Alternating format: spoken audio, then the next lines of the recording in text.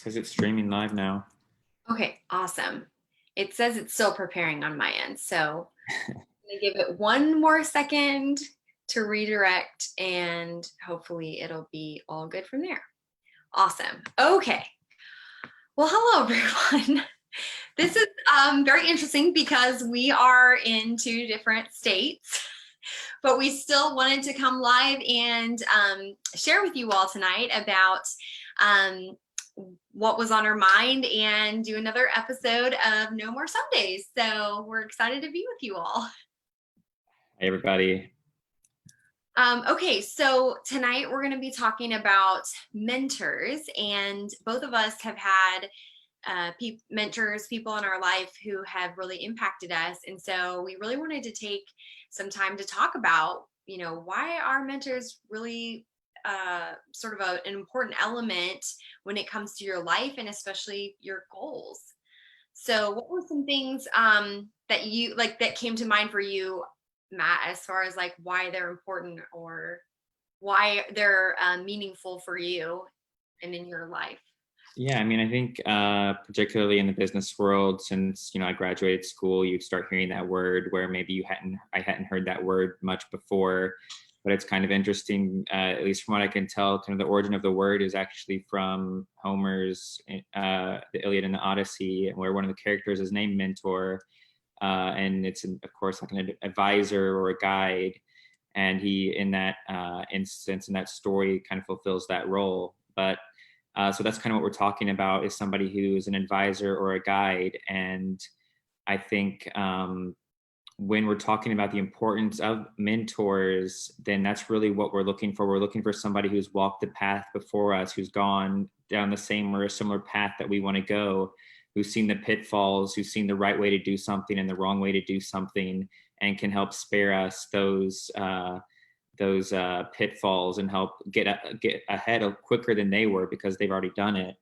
And I think another really, especially in business, in my career at least, I've really seen the importance of having somebody in a mentor capacity, because they can help clear paths for you and open doors that you can't open on your own, because you just don't have the contacts, you don't have the experience, you don't have the clout that somebody who's been in a role for 10 or 15 years.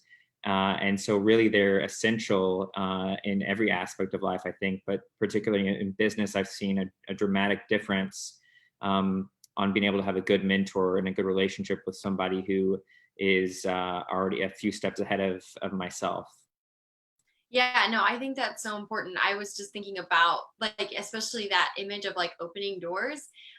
They can open doors for you. Like that's a really good way. They like pave the path for you, and they can help you with different opportunities or make the connections that you need. They can really be kind of a really neat connector for you in your life, and somebody who not just shows the way and goes the way, but paves a way for you. Some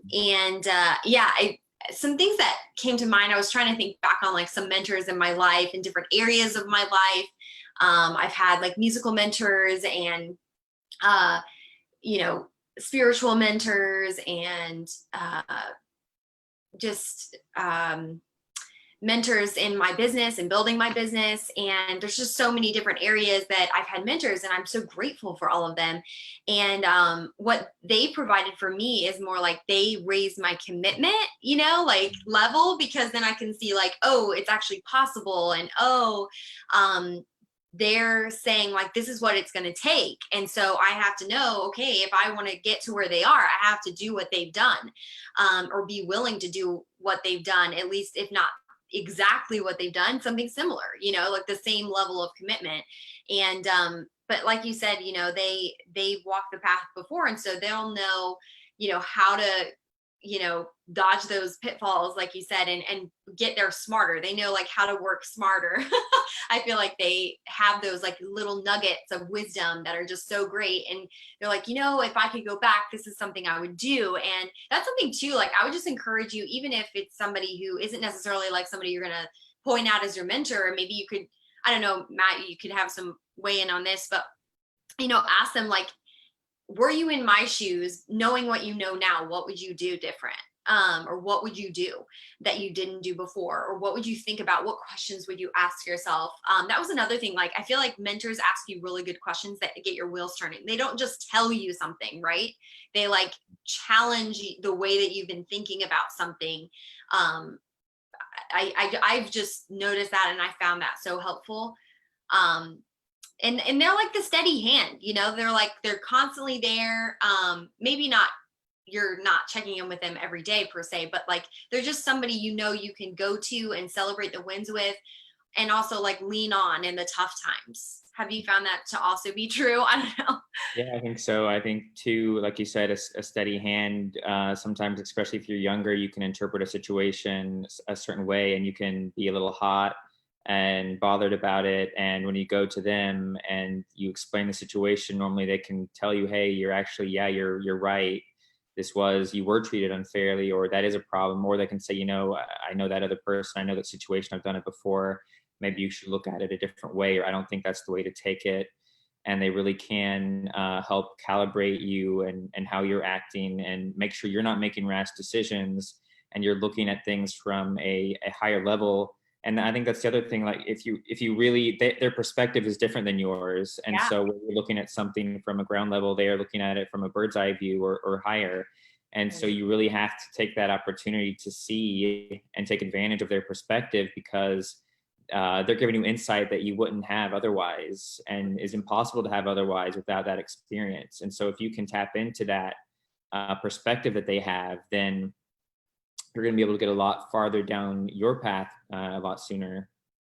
Yeah, that's something you just said with like coming in hot to a situation, or like, I feel like I've experienced this so much myself. Like, I'll want to have a quick like reactionary Mhm. attitude instead of like take a step back and analyze the situation. And I feel like, yeah, mentors tend to really help you do this, because then when you really take a step back, you start to look at things more objectively, less like emotionally close to the situation. You're able to just, that's just wise. Like, they're just like, look, this is not the end all be all. It's not an emergency situation. Like, let's just take a step back and really look at the situation as if you weren't emotionally involved in it. And I was thinking about too, I have a mentor in my life who I will often tell like highs and lows about what's going on in my life. And sometimes I feel like even talking to them about it, or even describing it to them, already kind of like untangles some stuff, because I've started so many text messages to this person and deleted them, because I was like, I'm being like a baby right now. B, I already know what I need to do, and I don't necessarily it's not like required in this situation where I need to reach out. Like, sometimes if I'm still upset, obviously it's still important to reach out in that moment because there's something to resolve there. But I mean, like, if I'm just, like in my own head about it, and it, like, once I write it out or type it out, it looks like this looks stupid, or like it just we get so caught up in our own head Yeah. that we don't even realize like we're making something such a big deal in our minds that it really needs to be, or we're giving ourselves like two options when really there's probably like 10 options when it comes to this situation. Yeah. Well, I think that's an interesting tool. That we've talked a lot about self-talk, but that's kind of another similar thing. If you can think, what would Doug do in this situation, then you probably already know, well, he's not going to write that angry email, or he's going to look at it from a different perspective. And so you're not just incorporating your own self-talk, but you're incorporating what that more experienced, more calibrated, more thoughtful person, seasoned, is thinking. And you can probably in most cases have that answer and say, okay, not only is Doug wouldn't do that, but my future self wouldn't do that. So like you said, I'm not going to write that. I don't even have to necessarily talk to them, because I already know, based on previous conversations, based on what I know about them, that is their course of action, and it's not my rash immediate action. Right. And that reminded me too of like, that is just another way that you can act as if you're already in that position, because if you know you want to be where they are now, then you need to start acting how they act. You need to start taking on their characteristics that you want to adopt. You want to start walking in their footsteps, literally. And so you really want to take that on. I know I had a teacher once who I loved their playing, but more even than like listening per se, I loved their technique. And the way that their fingers moved in and out of the string, I just loved. And I just couldn't, it was like I tried so hard, like the whole time I was studying with them, to mimic what they were doing with their fingers. And it was funny because a couple of years after I stopped studying with them, I finally realized that I had finally adopted a lot of the things that I was so desperately trying to do. And I think sometimes we're in the trenches of like adopting whatever they are doing, and we don't even realize that we are taking those characteristics on more than we really think. Sometimes we feel like we're just banging our heads against the wall, but actually we are building those characteristics. And the more we're around them, in this case, like the more we're studying them or with them or from them, then we're adopting those characteristics more and more. And I mean, that just even reminds me of like my ultimate mentor, which is Jesus. And like the more that I study his words, the more that his word, like the more that I read about him and think about what he would do in a situation, the more I'm going to be taking him on, like his characteristics, the way that he treats people, the way that he walked and lived his daily life, and that's, to me, that's like so powerful, sort of like something happening underneath the surface that we don't even realize. Yeah, for sure. So I think at least we're in agreement that mentors are a powerful tool. Yeah. So how would you advise somebody who maybe doesn't have a mentor in their life right now? What would you kind of advise them as far as finding a mentor? What would that look like? Yeah. So one thing that I was thinking about, just in gathering my thoughts for this, was, Ken Coleman, who, if you're not familiar with him, he is a great resource when it comes to um, finding a job or applying for a job, things like that. But or even just making a career shift and finding like he calls it your sweet spot, something you're really passionate about, but also can make money and like monetize it, but he has this thing called the proximity principle. I mean, that he just talks about a lot. And I really think that's a great place to start. So if you, especially if it's an area where you don't already know a lot of people in that area, like let's say you're, in this case, making a career change, or just starting something new, like a new hobby even, start hanging around with people who are in that same field. So this could look like just like if I need a doctor recommendation, I go to my friends and I say, hey, who do you use for your primary care doctor? They'll say, oh, I have Dr. So-and-so and I love them.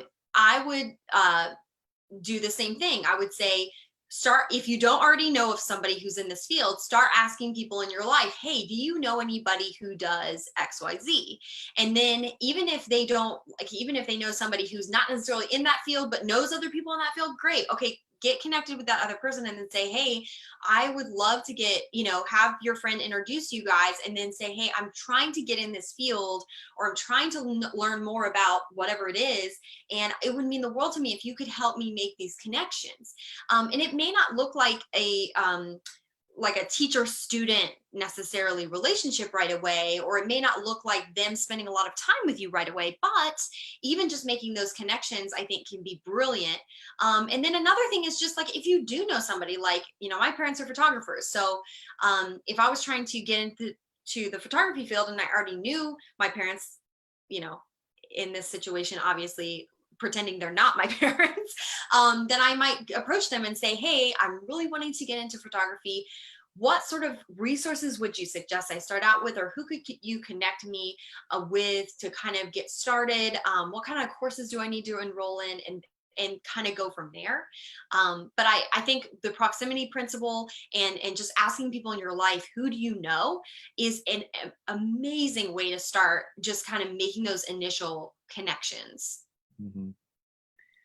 Yeah, I think I think you have to be really intentional about what you're looking for, because a mentor doesn't always look like, Mr. Miyagi in the Karate Kid, where he's just this one dude that knows everything and it not only teaches karate but teaches life lessons, and it just is all encompassing. That's not necessarily the case, and so you have to be really intentional about what you're looking for. Because for one, somebody who you're looking at for a mentor is probably going to be very busy, and so you don't want to come to them and be ambiguous about what you're even looking for. While most people are happy to share their time and their knowledge, you have to be respectful of that and not just be taking advantage of it. And so you need to be open with them on what you're expecting out of the relationship. Yeah. And so I think that's one thing. And then two, you may have mentors for different areas. Obviously, somebody who is very well versed in a business you want to start may not be the best resource for spiritual teaching. Somebody who is a great mentor for getting healthy may not be very well versed in starting a business or whatever it is. So it doesn't just have to be one person. It doesn't have to just be somebody that you lean on for everything, and for life advice and for spiritual advice and health advice. It can be different people. And so I think it is really important to be intentional about what you're looking for, and then really take responsibility for that relationship. I know with my work, we had a program where it was more formal mentoring, but it was you had to initiate the conversation. You had to reach out to the person and set the tone for the relationship, to really be intentional with them on what you were looking for, so that it wasn't it's not your mentor's responsibility to get you to where you want to go. It's your responsibility to define that relationship and what you're needing from them. Because you can't having a mentor isn't like a golden ticket to success. You still have to do a lot of work. You can't, just because you have a mentor doesn't mean you're going to achieve what they did. They still had to put in the work and put in the time and put in the years. So it involves that responsibility and accountability as well, to set the tone of the relationship and be accountable for the results. Yeah, I love that, because you can't find success by just piggybacking on them and letting them carry you. You have to pull your own weight. And I think that's such an excellent point, because I think a lot of mentors, and I've even just seen this with like teachers that I've had for violin, is that they don't want to be pulling you along. They want you to be pulling them along. And the more you show them, I want to work and I want to do the things, they are going to be more excited to help you, because they see that you're putting in the work. And it reminds me, one of my teachers would say, like, usually students fall into one of two categories for me. Either they're in the wagon and I'm pulling them, or they're out of the wagon and they're pulling me, and I'm in the wagon, kind of, that kind of thing. And I realize that may not be like the perfect example, but it was kind of like a good wake up call when it comes to, okay, you really need to be taking the responsibility. You really need to be pulling your mentors along in that sense, and really showing them that you're willing to do the work, because they can then kind of guide you along the way. And that makes their job a lot easier and more appealing to want to work with you. And you think about this too. And, it's not, finding a mentor is not just all about you and whatever. You do want to be adding value to their life, but again, they can be a connector for you. They can be somebody, like for me, mentors that I've worked with have helped me to get jobs. Or help me to find, open jobs. So that is an important role, because not only are they going to be walking the path that you've walked, but they can help you, again, open doors for you with different jobs or different opportunities, whatever that looks like, that you may not have otherwise had. And you have your foot in the door, maybe sometimes even better, because you have this relationship with them, and they can really speak to your character. They can really speak to your work ethic. They can really speak to the way you problem solve, or you're creative. So I think those things are so important when, you're thinking about this whole mentor relationship. It's not just one thing. And I think too, wouldn't you say, Matt, that some mentorships, like, it's not one mentorship forever, like it could be that they aren't somebody that is a mentor for you for a long period of time. Yeah, for Like it sure. could be a shorter period of time Well, or season, you know.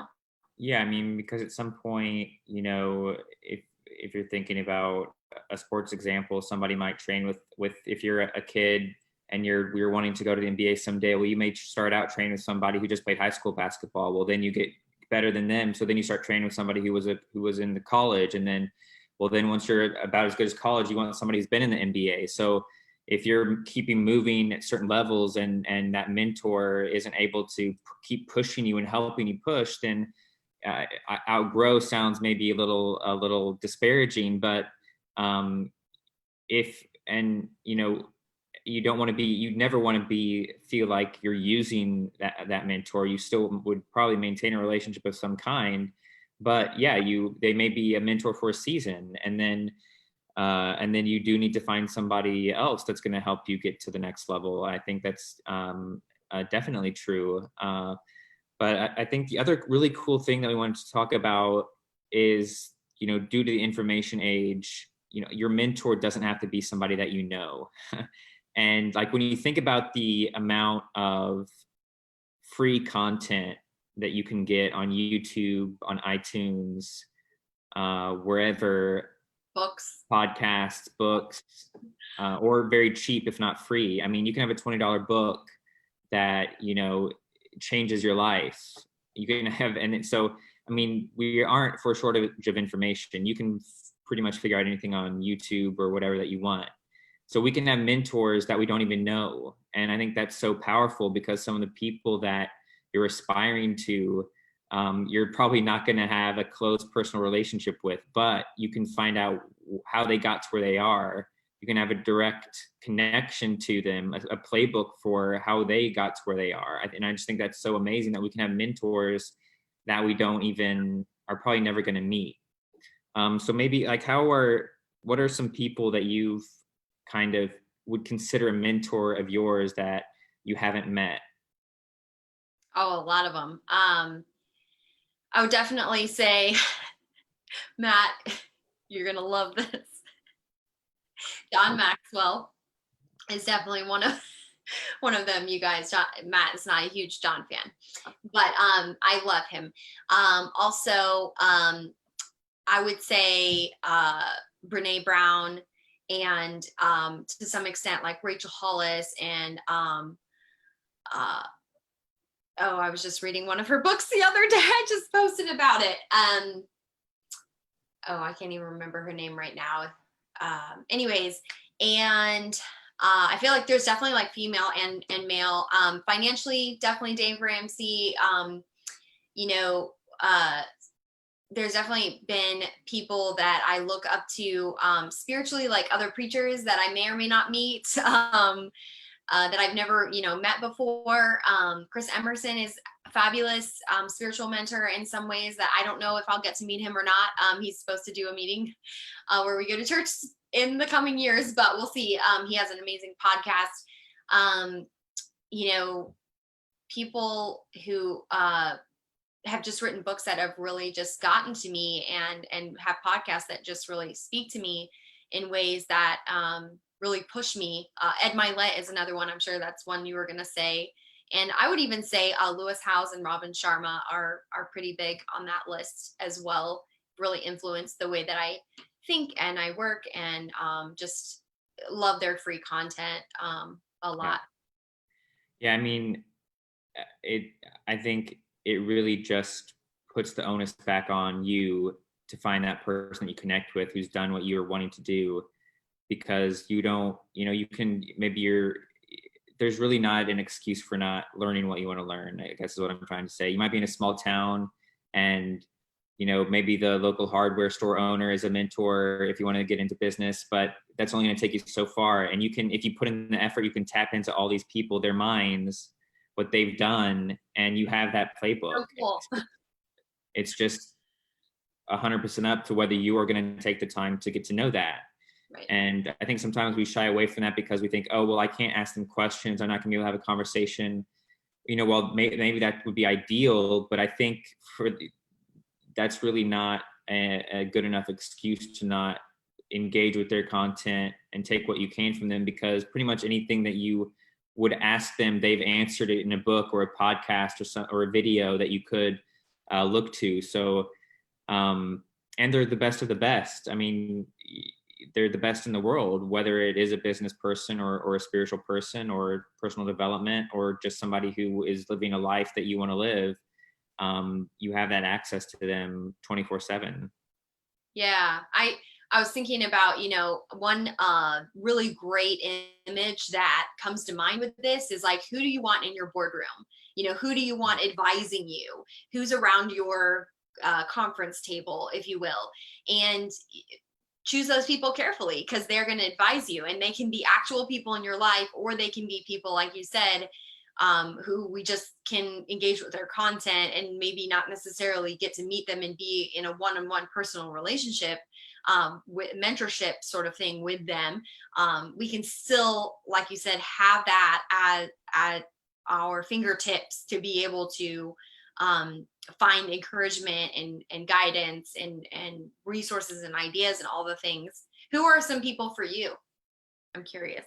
I mean, there's a lot. I think, like you said, Ed is one. Kanal Ravikant is one, just from one of his books. Definitely Eric Thomas is a big one, who I wish I could just morph into Eric Thomas. And Lewis Howes, from a lifestyle entrepreneur standpoint, I really admire what he's done, and starting from I think if you look at a lot of these people, they started from zero. They weren't somebody who started with on third base. They started with nothing or less than nothing. Eric Thomas was homeless. Lewis Howes was scraping by. Norman Vincent Peale, I think, is a really big one. And that's the other cool thing. These people some of them are dead and have been dead, and yet you can access their brain. And it's just so powerful. I think the other one, I can't recommend all his content just because the language, but Gary Vaynerchuk is amazing with entrepreneurship and trying to appreciate who you are and be happy with where you are. And so I think those are a couple of the ones that come to mind right off the bat. And that's the cool thing. You can take bits and pieces. It's like you're taking what you love about somebody. You may love something from Eric Thomas and not like some of his other stuff. You might love something from Rachel Hollis and not love some of her other stuff. And you combine that into who you want to be. And you're taking the best of them and creating a better version, your version. And that's kind of the last piece, is you're going to be a mentor for other people. And so people are going to look to you for guidance and wisdom. And so you're taking, what's really cool is if you think of it like a family tree, you've taken Rachel Hollis, you've taken Ed Milet, you've taken Norman Vincent Peale, and you're a combination of all of them. And now you're handing that down to whoever's looking to you. And so it's a really amazing compilation of wisdom and knowledge that you're passing down. That's almost a lineage. And so that's just, I think, so cool to think about.